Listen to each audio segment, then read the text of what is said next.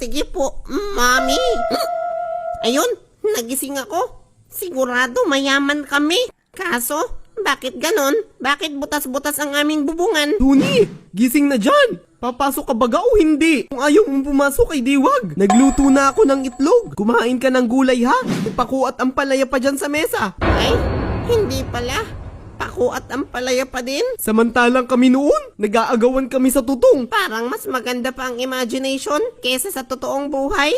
Ni-imagine ko din noon na makakagawa ako ng isang kotse na hindi pinapatakbo ng gasolina. At anong gamit na fuel? Magnet. Kasi noon meron akong dalawang magnet na nakuha ko sa speaker ng laruan. Diba kapag pinagdikit mo sila, kahit hindi maglapat yung dalawang magnet, hinihigop nila ang isa't isa. Kasi may attraction. Nang ikaw at yung crush mo, kahit malayo kayo sa isa't isa, lumalapit. Kasi may attraction. Magnet lang tinutukoy ko dito ha. Magnet lang. Kayo talaga, puro kayo crush-crush. At yung magnet na yan, kapag binaligtad mo yung isa, ayaw na nilang magdikit. Parang yung crush mo, dahil na-attract na siya sa iba, lumalayo na siya sa'yo.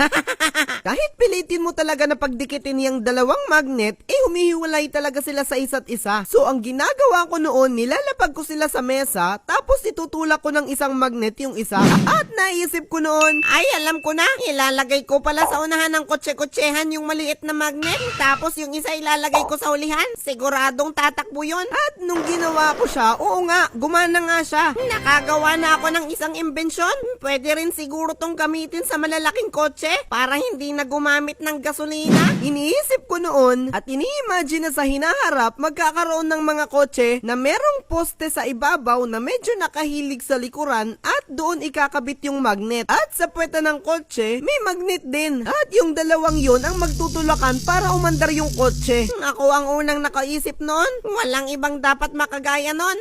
Kapag na-discover ng iba yung idea ko, lahat ng mga sasakyan kahit eroplano gagamitan na ng magnet. Hindi na kailangan ng gasolina. Malulugi na ang mga tindahan ng gasolinahan.